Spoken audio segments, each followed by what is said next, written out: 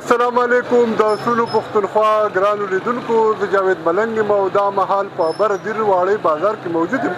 قدرمنو لیدونکو د روژې مبارکه میاشت ده او خلک لګیا دي ځان له د روژه ماتې لپاره تیاریانې هم کوي، یو شمېر خوراکونه وړي. قدرمنو لیدونکو د واړی په بازار کې به د دکاندارانو سره او د عامو خلکو سره خبرې کوو چې ریټونه څنګه روان دي، آیا خلک د اوسنو ریټونو نه مطمئن دي او که نه دي. په دغه اړه را سره دغه راپورټ وګورئ.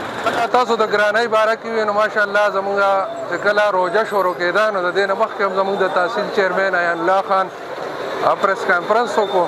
زموږ ای سی صاحب هم ډېر اکټیو دی، تحصیل ناظم هم زموږ ډېر اکټیو دی.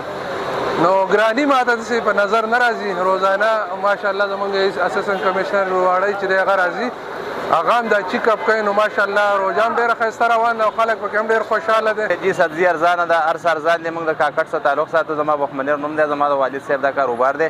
زما وروڼه زما زوی الحمدلله دلته موږ کاروبار کوو. تقریبا 40-50 کاله زما پلار والد صاحب کاروبار وکړو او ګراني نشته. سبزي بالکل ارزانه ده او فروټ لوک څه نه څه په روژه کې ګران شوی دی، نور سبزي بالکل ارزانه ده. زما محبوب عالم نوم دی او موږ د اسټاک ډپارټمنټ دی راپر یو. موږ دلته د وزیر اعلی صاحب د وینا مطابق د ډیپټي کمشنر دربالا او د اسسټنټ کمشنر واړی موږ دلته دا سیل پوینټ لګولې دی چې په دې کې موږ ته کم نرخنامې دي سرکاري د هغې موږ ریټونه موږ لګولې دي چې څوک د هغې نه تجاوز کوي. موږ په بازار کې ټایم په ټایم باندې ګرځو، چیک اپ کوو او معلومات کوو خپل. که د هغې نه علاوه نور هم د چا د دې سره شکایت وي، د دې ریټونو نه څوک زیاتې کوي، نو هغه دلته راتلی شي زموږ سره په دې پوینټ کې هغه خپل شکایت موږ ته درج کولی شي. دا زموږ سره د ایم ای ډپارټمنټ والا دي او لا اسټاک ډپارټمنټ والا دي.